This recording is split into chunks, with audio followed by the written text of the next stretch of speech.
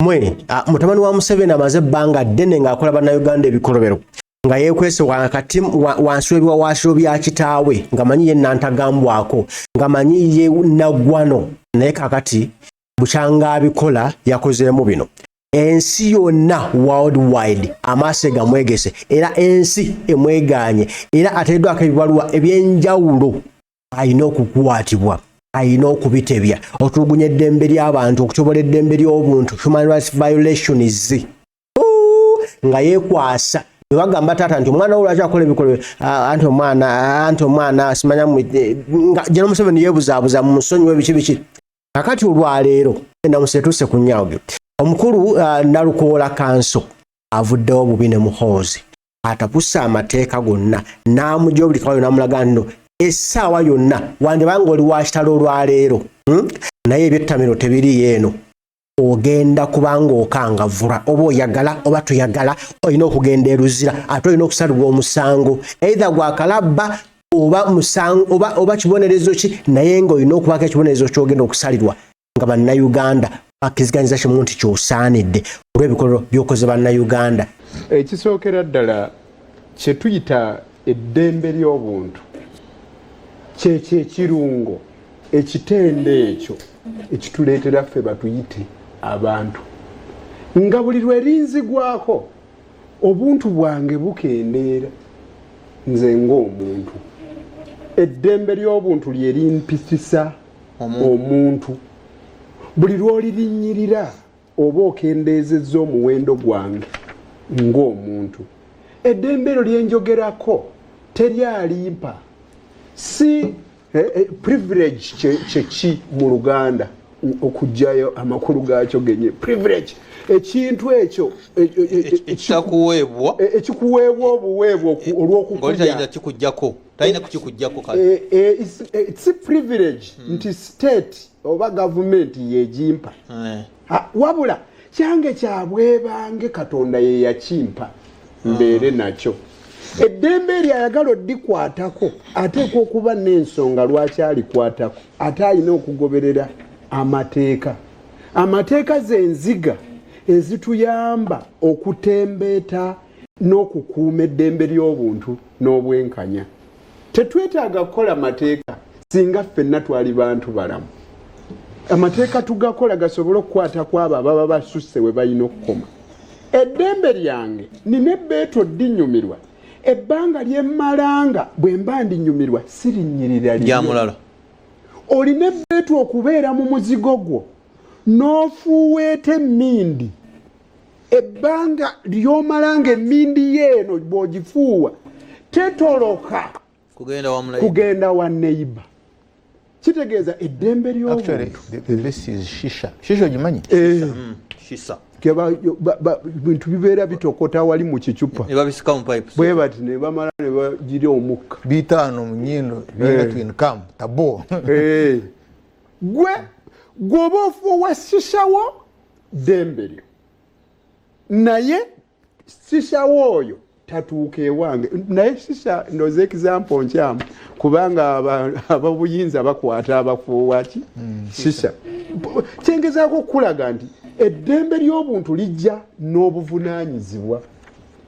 Naye oli ne bw'abanga kyakoze kimuleetera okuba nga aggyibwako eddembe lye gamba alina okukwatibwa.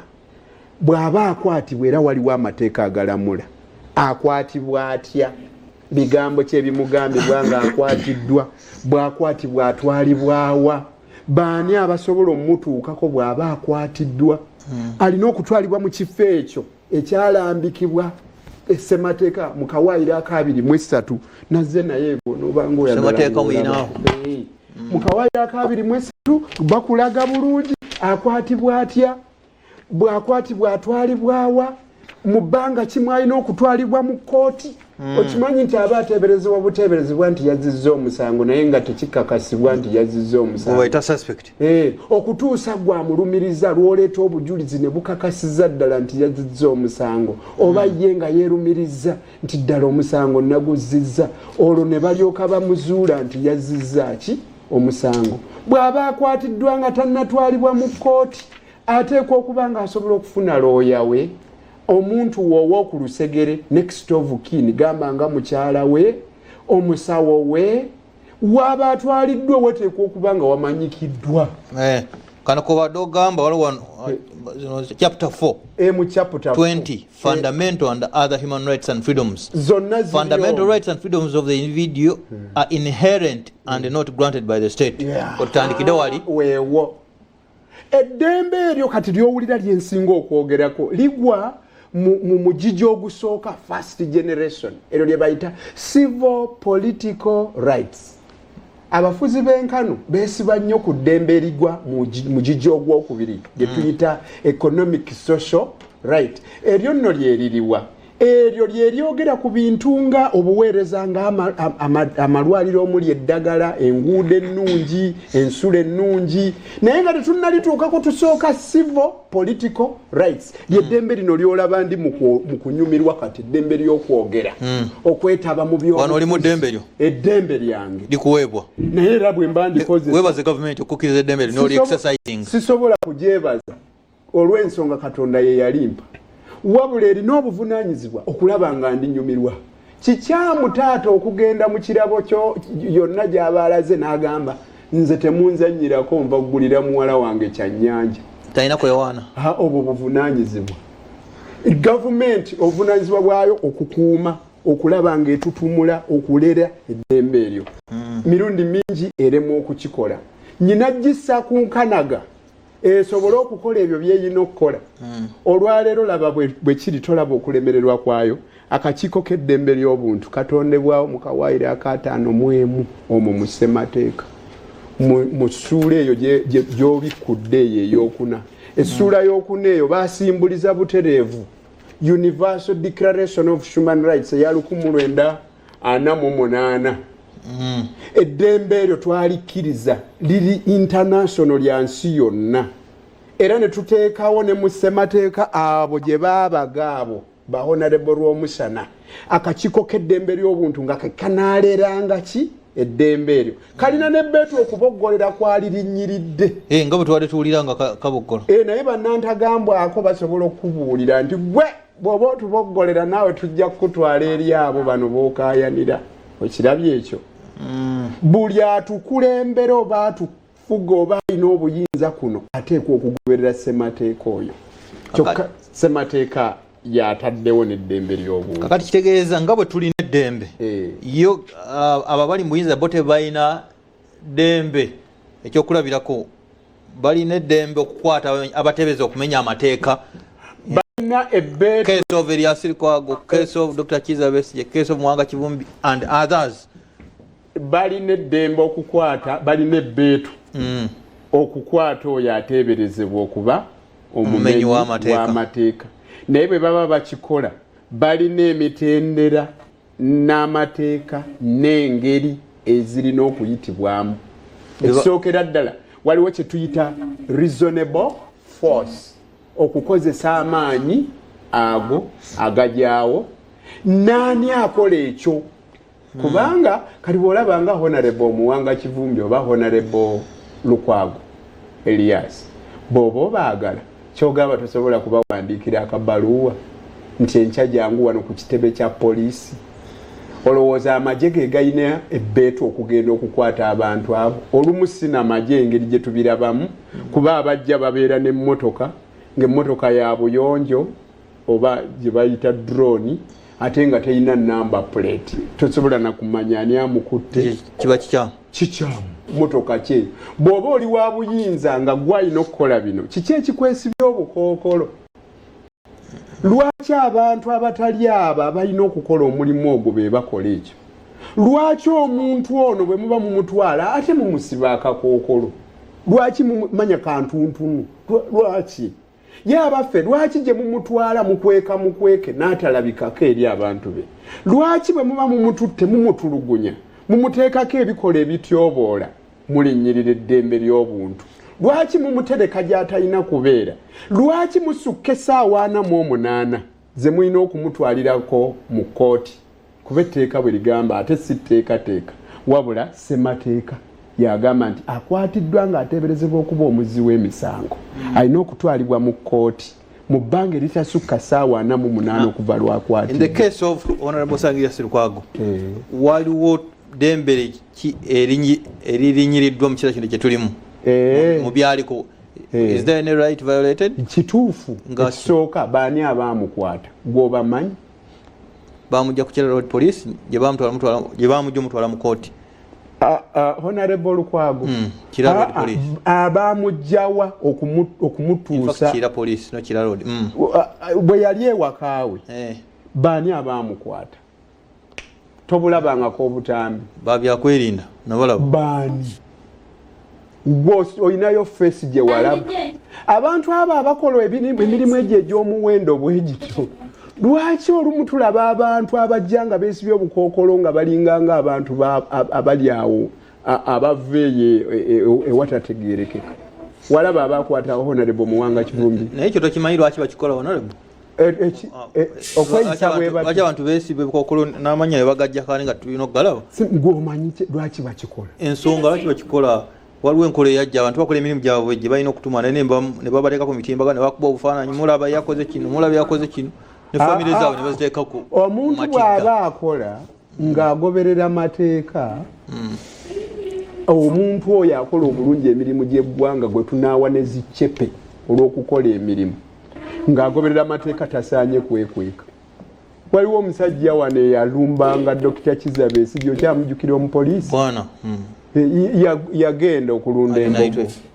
Waliwo oli omulala mukwano so yagamba nga ye musajja wa Kabaka yawasa wano mu Buganda. Musajja Omara. Omara. Gwe walaba yeesiba akakookolo. Yajjanga n'akola emirimu gye mu ngeri gye yagikolangamu naye nga mupoliisi. Gwolowooza ow'amagye ono owa UPDF yalina okujja akwate civilian ye bw'aba amukwata amutwala wa. Ekiseera kino how do we rank in observance of human rights kakale mu mbeera eno gye tuli mu kiseera kino kye twakatandika? Bw'olekeraawo okweraliikirira eddembe we litandikira. Kakati muli beeraliikirivu? Abantu b'ensi eno beeraliikirivu. Nze siri mweraliikirivu kuba nze sityatya. Naye bw'olaba nga abantu b'ensi bali ku tebuuke beeraliikiridde olw'abantu baabwe eddembe lyabwe liba lirinyiriddwa. Olwaleero abali mu buyinza balinnyirira eddembe ly'obuntu. Ate nno terikomaawo bikula akawaayiro 128 weewali obwetengerezebwa kooti nti n'oyo abaavunaanwa atwalibwa mu kooti kyokka bw'atwalibwa mu kooti asobola n'okusaba okweyimirirwa. Independence of the judiciary. Siga eryo eddamu ziriteekwa okuba nga lyetengeredde nga likola emirimu gyalyo. Teri alina ddiragira tewali ayinza kujja n'agamba nti saagala balamuzi mmwe muddemu kuwa bantu abateeberezebwa okuba abaziba emisango okweyimirirwa oba ababagassemateeka ekyo bakitunulira bulungi bano Honorable Omushana kubanga talk of independence of the judiciary nga aliwo atalonda abaforminga judiciary. Anti ekyo by all means ekyo nakinnyonnyolako wano ne kugamba nti bano ba Honorable Rwamusala bwe baali bakola ssemateeka bateekamu ekkomo ku bisanja nga byali nakuba bisanja bimeka 2 ne baddira pulezidenti oyo nga waakuba n'obuyinza bungi ng'ebbanga eryo lyamala ng'atambuza ebisanja ebyo 2 tasaana kutaataaganya. Naye kaakano bwe batuuka ata executive essiga effuzi ne litandika okulingiza mu ssiga eddamuzi ne lituuka okuwa ebiragiro essiga eddamuzi nti kola bwoti by'olina okukola. Awo obwetengereze baba babulinnyiridde nene nnono gye twogerako eya the doctrine of separation of powers. Omanyi gavumenti ekolebwa amasiga 3. Laba wano essiga effuzi executive, essiga eddamuzi judiciary, n'essiga erikola amateeka legislature. Essiga erikola amateeka limala okugakola gataputibwa ssiga eddamuzi. Essiga eddamuzi liba lisazeewo ateeka mu nkola ye executive kuba yalina ekyuma ekitiisa yalina kye tuyita mu lunyaanyimbe coercive force power of force. Beba abasobola okujja ne bakukwata ne bakutwala ekkolokoni naye nga bayita mu mateeka. Executive agikulembera abeera president naye talina buyinza butawaanya ssiga ddamu amaaso ku ggwanga. Ndozo mulide bulungi Elias Bimbazi Nalukola. Owulidde bano baboyi balowooza nti kubanga bakutte emmundu bagenda kukola effujjo ku buli muntu ku buli munnayuganda. kati mutabani wa Museveni Muhoozi Kainerugaba effujjo ddene nnyo lyakoze ku baana b'abantu ng'alowooza mbu nno ye nantagambwako ng'alowooza mbu nno ye mulala nnyo ng'alowooza mbu nno ye wa kitalo nnyo tewali kitalo oba ddi oba otya olina okuvunaanibwa olina okubanga obiyita ebya abantu badde tutulugunya baaki wadde otta baaki wadde owamba baaki bw'otyo nga togoberera amateeka talina wanawamu wagoberera amateeka essaawa yonna kyabika nno ne kimwabikira nga talina byayewozaako nga bannayuganda obusungu bubalinnye nga kkooti z'amateeka zitudde nga zimubuuza 45 nga yeemwe mwentura